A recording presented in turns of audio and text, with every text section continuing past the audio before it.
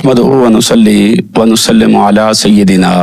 رسوله النبي المكين الأمين الحنين الكريم الرؤوف الرحيم أما بعد فأعوذ بالله من الشيطان الرجيم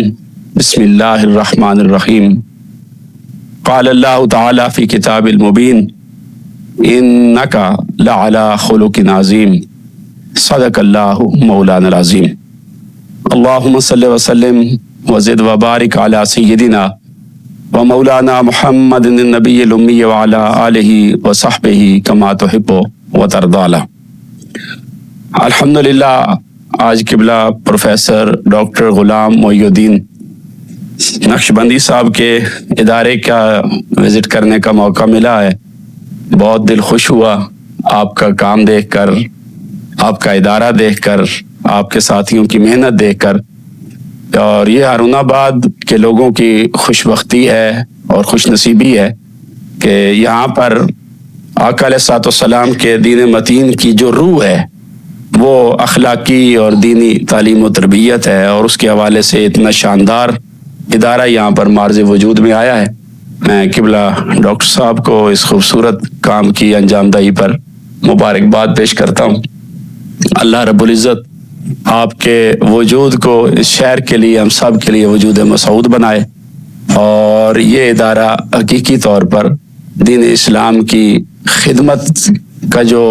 عظیم کام سر انجام دے رہا ہے، اللہ رب العزت اسے پایہ تکمیل تک پہنچائے. آپ نے بڑا اچھا سلسلہ اخلاقی اور روحانی تعلیم اور تربیت کا شروع کیا ہے. یقیناً حضرت کرما والا شریف کی تعلیمات وہ تصوف کی تعلیمات ہیں، سلوک کی تعلیمات ہیں، امت کی فلاح، خیر اور بھلائی کی تعلیمات ہیں. تو ان ساری تعلیمات کا نخبہ اور جو کرکس ہے اور جو نچوڑ ہے وہ اخلاقی اور روحانی تعلیم اور تربیت ہے. اور آپ کا ادارہ اس حوالے سے بڑا شاندار کام سر انجام دے رہا ہے. میں نے قرآن مجید کی جو آیہ مبارکہ تلاوت کی ہے اس میں بھی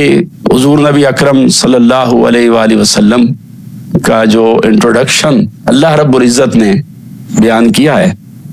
تو وہ بڑا شاندار تعارف ہے جو قرآن مجید نے بیان کیا ہے. تو تعارف تو قبلہ ڈاکٹر صاحب کسی کا کروائیں گے یا میں کسی کا کرواؤں گا تو میں جتنا جانتا ہوں گا تو اتنا ہی کسی کا تعارف کرواؤں گا نا. تو وہ کہتے ہیں کہ معرف کا معرف سے عارف ہونا ضروری ہے. تو جو کسی کو جتنا جانتا ہوگا وہ اتنا ہی اس کا اچھا تعارف کروائے گا.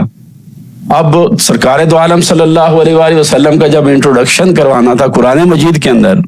اور کروانے والی ہستی خالق کائنات ہے جو خالق مصطفیٰ صلی اللہ علیہ وآلہ وسلم ہے، اور آقا علیہ الصلوۃ والسلام کی حیات طیبہ کا جو آپ کہہ لیں کہ گلدستہ ہے، اور اس کی قوس قزح کے تو ہزاروں رنگ ہیں. اور ان رنگوں میں سے خاص طور پر جب اللہ رب العزت نے کسی ایک رنگ کو چوز کرنا تھا آقا علیہ الصلوۃ والسلام کے انٹروڈکشن اور تعارف کے اندر، حالانکہ حضور علیہ الصلوۃ والسلام کی طبیعت مبارکہ میں خیر کا ہر رنگ ہی غالب تھا. آقا علیہ الصلوۃ والسلام کے جس پہلو کو جی چاہتا اللہ رب العزت وہ موضوع بنا دیتا، اور بنایا بھی ہے قرآن مجید میں. لیکن جب آقا علیہ الصلوۃ والسلام کا یہاں انٹروڈکشن بیان کیا تو فرمایا کہ انکا لعلی خلق عظیم، کہ میرے محبوب آپ خلق عظیم پر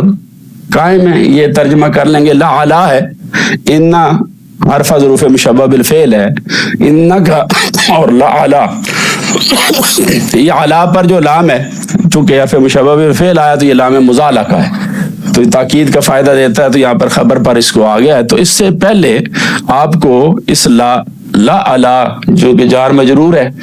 اور لام بھی حرف جار ہے اور علا بھی حرف جار ہے، تو دو جار بھی ویسے کم کم ہی جمع ہوتے ہیں میرے خیال میں قبلہ قرآن مجید میں. تو آپ کو کوئی نہ کوئی اس کا یہاں پر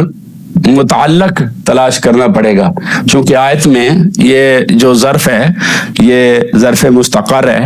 ظرف لغو نہیں ہے. تو آپ کون سا متعلق ڈھونڈیں گے اس آیت کے مفہوم کو مکمل کرنے کے لیے؟ تو میرا خیال ہے کہ سب سے بہترین آقا علیہ الصلوۃ والسلام کی شخصیت مبارکہ کو اگر سامنے رکھیں تو جو متعلق یہاں بنتا ہے وہ آپ یوں بتا سکتے ہیں انکا لعلی خلق عظیم ہے، انکا غالب علی خلق عظیم. کہ میرے محبوب آپ ہر قسم کے جو اخلاق ہیں آپ ان اخلاق پر غالب ہیں، یعنی کسی شخص کا رویہ، کسی کی کوئی بری بات آپ کو کبھی متاثر نہیں کر سکتی، آپ کے احوال کو تبدیل نہیں کر سکتی، کہ آپ اس طرح سے غالب ہیں اخلاق کریمہ پر کہ کوئی شخص کتنا درست رو کیوں نہ ہو، کتنا بد اخلاق کیوں نہ ہو، ابو جہل کیوں نہ ہو اور ابو لہب کیوں نہ آ جائے آپ کے مقابلے میں، کسی کی درستگی، کسی کی سختی، کسی کی بد باطنی، کسی کی سخت زبان، سخت رویہ کبھی بھی آپ کے اخلاق کریمانہ کو متاثر نہیں کر سکتا۔ یہ سرکار دو عالم صلی اللہ علیہ وآلہ وسلم کا انک لعلی خلق عظیم ہے، یعنی میرے محبوب ہم نے آپ کو ہر قسم کا جو اعلیٰ اخلاق ہے نا اس کے اوپر غالب فرما دیا ہے کہ آپ مغلوب نہیں ہوتے،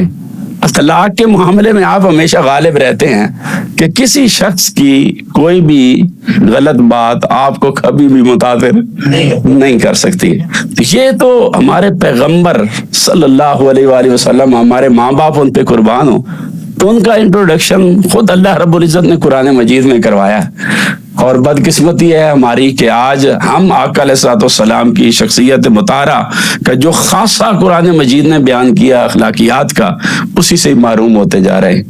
اللہ رب العزت کی قربت اسی بندے کو نصیب ہوتی ہے جو حضور علیہ الصلوۃ والسلام کے اخلاق کریمانہ میں سے جتنا زیادہ سے زیادہ فیض حاصل کرتا چلا جاتا ہے۔ میں یہ سمجھتا ہوں کہ اس دور میں جب لوگوں کے اخلاق تباہ ہو رہے ہیں اور سوشل میڈیا کے ذریعے فتنہ لوگوں کی فنگر ٹپس پر ہے اور گھروں میں داخل ہو چکا ہے اور بچے بھی متاثر ہو رہے ہیں اس پر، اور بازاری قسم کا جملہ کوئی پولیٹیشین بولتا ہے تو اسے مذاق میں وہ پوری قوم اس کو اختیار کر لیتی ہے۔ یعنی ہمارے ہاں اس وقت کس بات کو قبول کرنا ہے اور کس بات کو قبول نہیں کرنا، تو اس کا کوئی پیرامیٹر، کوئی اخلاقی ضابطہ، ہمارے پاس تو بڑا شاندار ضابطہ تھا وہ ہم نے چھوڑ دیا ہے، تو اب ہمارے پاس پیرامیٹر نہیں رہا، چونکہ اصل کو چھوڑ چکے، اور پیرامیٹر تھی حضور علیہ الصلوۃ والسلام کی ہستی، سرکار دو عالم صلی اللہ علیہ وسلم کے اخلاق کریمانہ، حضور کی ذات مبارکہ۔ کیا جس لفظ کو آج آپ بیان کر رہے ہیں یا شیئر کر رہے ہیں، آپ کے اندر اتنی جرأت ہے کہ آپ یہی لفظ سرکار دو عالم صلی اللہ علیہ وسلم کے سامنے بھی بول سکیں؟ اگر وہاں نہیں بول سکتے ہیں تو پھر مناسب نہیں ہے کہ اس لفظ کو زبان سے نکالا جائے۔ تو پروفیسر صاحب کا جو مین موٹو میں نے لکھا ہوا بھی دیکھا ہے اخلاقی تربیت کا، یہ تو یقیناً یہ ہمارے اس وقت کی ضرورت ہے، اور میں یہ سمجھتا ہوں کہ باقی بھی ہمارے جو علماء ہیں، علماء اہل سنت ہیں خاص طور پر، انہیں آگے بڑھ چڑھ کر باقی سارے موضوعات کو آپ موقع دے دیتے ہیں جمعے کے موقعوں پر اور خطابات میں، ان موضوعات کو آپ موقع کیوں نہیں دیتے، انہیں وقت کیوں نہیں دیتے ہیں؟ اگر آپ مرشد بن جائیں اور ہادی بن جائیں اور مربی بن جائیں اور دوسرے کے اوپر فتویٰ لگانے کی بجائے ٹارگٹ متعین کر لیں کہ میرا یہ چونکہ مقتدی ہے، مجھے ملتا ہے، لہٰذا میری ڈیوٹی ہے کہ میں نے اس کے اندر اخلاقی اور روحانی انقلاب پیدا کرنا،